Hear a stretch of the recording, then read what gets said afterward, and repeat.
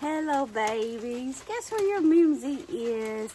It is raining and it's a yucky day, but I don't even mind because I'm dry on my porch with this for my view.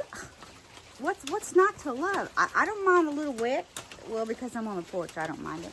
Look at this book I found. This book is old. This book is so old. It is older than me. I looked at the copyright date a while ago. It is 1961. I assure you that is well older than your Mimzie. It actually kind of reminds me of the books I used to read when I was a little girl that would be in the classrooms or the elementary school libraries. It reminds me a lot in the way the book even feels and the color. That reminds me of my 5th and 6th grade science book. Y'all know what I'm talking about. It said STEM back before STEM was even a thing. Y'all remember what I'm talking about? I got one of those. I do. I have one.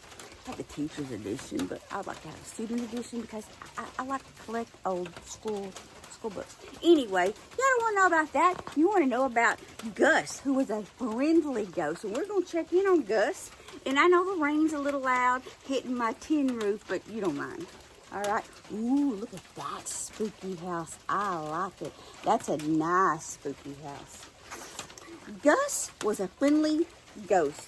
That's my favorite kind of ghost, the friendly ones. So, there was once a friendly ghost by the name of Gus. See him up there? He lived in an old house in the country with apple trees and lilacs in the yard. Well, Gus is living my best life. I want to live in an old house in the country with apple trees and lilacs. Oh, and look at that picture. That looks like a dollhouse. That looks like my dollhouse that I built. This is a good combo. I can tell already we're going to love it. So, Mr. and Mrs. Scott and their twins, Susie and Sammy, lived there too in the summer. The old house had an attic, and sometimes the Scotts heard rattles and clanks in it. Oh, hang on, see if you can hear my clangs. It's wind time, but we'll pretend like it's Gus. The Scotts didn't believe in ghosts, so they didn't believe in Gus. Still, when they heard the rattles and clangs, they liked to say to their friends, "We've got a ghost." The Scotts made Gus feel welcome in the old house, so Gus liked them. He especially liked Mrs. Scott. She was so pretty. He wanted to please them all, so he rattled and clanked in the attic the way ghosts are supposed to do. "We've got a ghost," said the Scotts proudly, though they didn't believe in ghosts. Then autumn came and the Scott family left. No need to rattle and clank now. Gus had nothing to do but sit around. That's retirement life for you there. One day, ooh, color.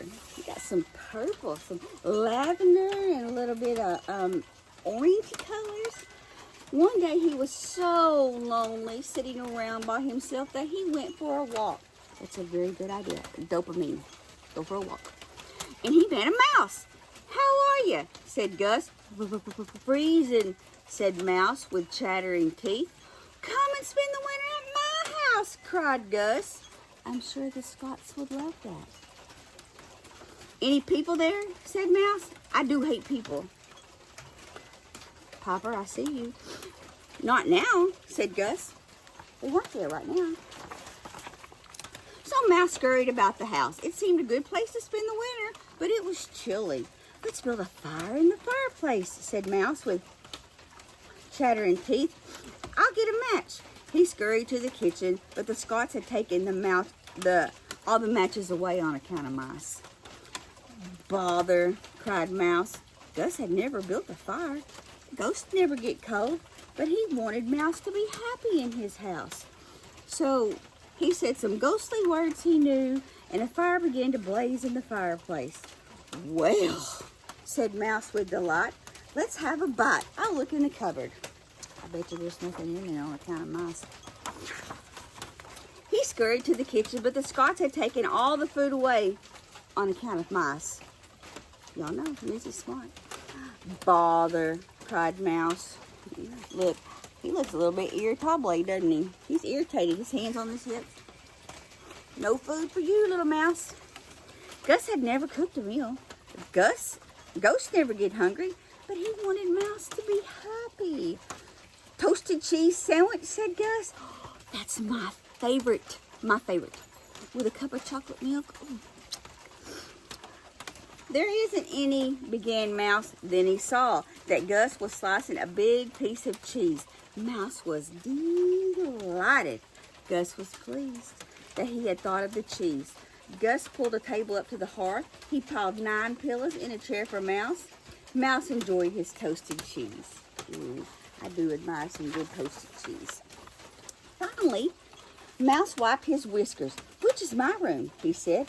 Take your pick, said Gus. Bed will feel good, said Mouse. He scurried into the front bedroom, but Mrs. Scott had put newspapers all over the bed on account of mice. Mouse made a face. I do hate newspaper, he said. He scurried into the back bedroom. I'll curl up in a drawer, but Mrs. Scott had put mothballs in the drawer. On account of mice, of course. Mouse made a terrible face. I do hate a mothball, he said. I don't actually like the smell myself.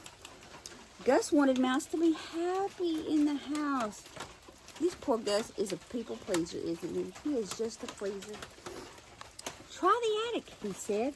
Mouse ducked into a hole in the wall that Gus showed him and found his way to the attic. He burrowed into an old mattress and went to sleep in the stuffing. Snuggle, snuggle. Gus washed the dishes. He was delighted to have Mouse in the house for company. When Mouse woke up, he scurried downstairs and said, How do I get out of here? Don't go, cried Gus. Aren't you hungry? What are we having for dinner? Said Mouse. Gus began to be very busy. Mouse liked his 3 meals a day, with nibbles in between. So Gus put on an apron. He got out a cookbook. He looked up all the things a mouse might like to eat. He spilled sugar all over the floor. He got flour all over his face. He's out in the kitchen wrist twitching, isn't he? Betty Crocker, Gus. He burned his fingers. I didn't think he had fingers. Maybe well, I'm sure he did because the book told us he burned them, so he must have fingers. Well, who am I? Who am I to say? But he made macaroni and cheese and cheesecake. Ooh, this sounds like stuff I would like to eat. Macaroni and cheese? Cheesecake? Sign me up. He whipped up cheese soup and cheese sauces. I'm detecting a theme. Are you guys detecting a theme? He baked cheese bread and cheese biscuits, cheese popovers, and cheese pie. This poor little mouse ain't gonna poop for a year. Sorry. Mouse never had time to help. He was so busy with various matters, but Gus didn't mind. Mouse grew plump on cheese sauce. At night when it snowed, Mouse read to Gus by the fire. Sometimes they played checkers. Sometimes they popped corn. Firelight flickered on the old window panes and smoke curled up the chimney. No one was near to notice. They were living high on the hog. But at last the snow melted and the sun grew warm. The buds on the apple trees swelled. The lilacs burst into bloom. And one day a car drove into the yard. The Scotts were back. When Mouse heard Susie and Sammy running through all the rooms, he ducked into the hole in the wall and rushed to the attic. Probably panicked. Oh my gosh. The honeymoon is over, little mouse. When he peeked out of the mattress and saw his friend Gus, he cried angrily, I'll scare them away. Why? They're nice, said Gus in surprise. He was so glad to see the Scotts, especially Mrs. Scott. But Mouse had been so happy in the house with Gus's cooking and everything that he was furious to think the Scotts had come and spoiled it. Oh, he is tacky britches. Look at him throwing that tantrum. Shame on you, little mouse.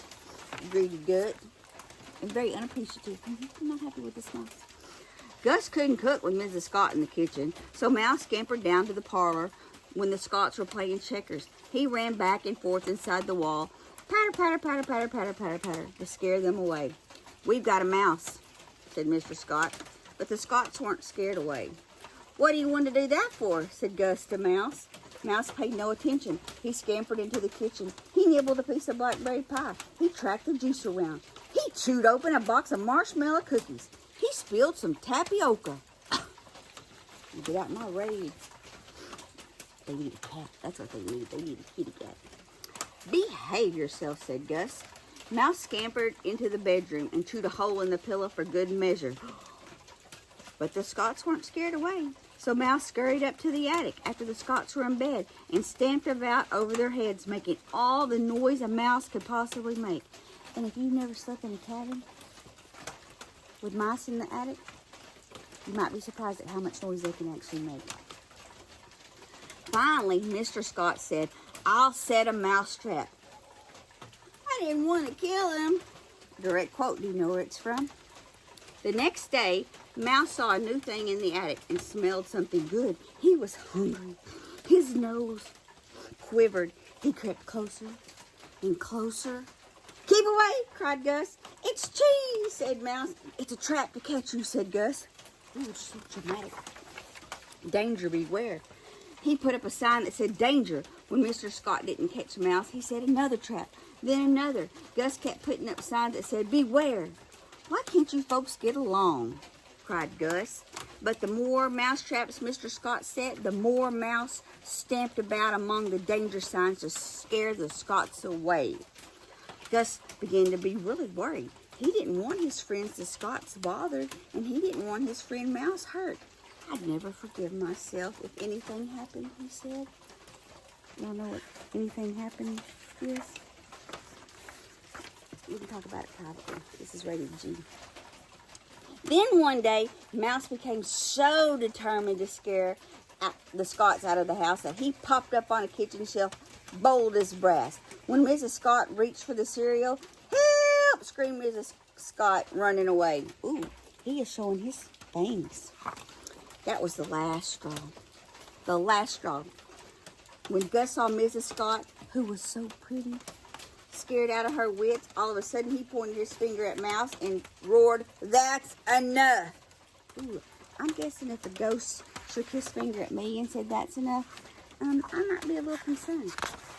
I might be. Mouse was so shocked that he stood stock still and stared. "Listen to me," shouted Gus. "If you stay in this house, you'll do as I say from now on." "What?" whispered Mouse. "You'll stop scaring Mrs. Scott," roared Gus. "Okay," said Mouse meekly. "You'll stop nibbling and chewing. You can go out in the garden and eat nasturtium, the inward seeds," shouted Gus. "Okay," said Mouse. "You'll keep quiet while the folks play checkers." "I'll walk on tiptoe," said Mouse. "You'll stop stamping around the attic. I'm the only one allowed to make a noise in the attic." "I'll be quiet as a mouse," said Mouse. "All right," said Gus with a sigh of relief. Then he saw how meek and scared Mouse looked. "I'll just tell the folks. It's just till the folks go away," he said kindly. So Mouse tiptoed around the house and ate nasturtium.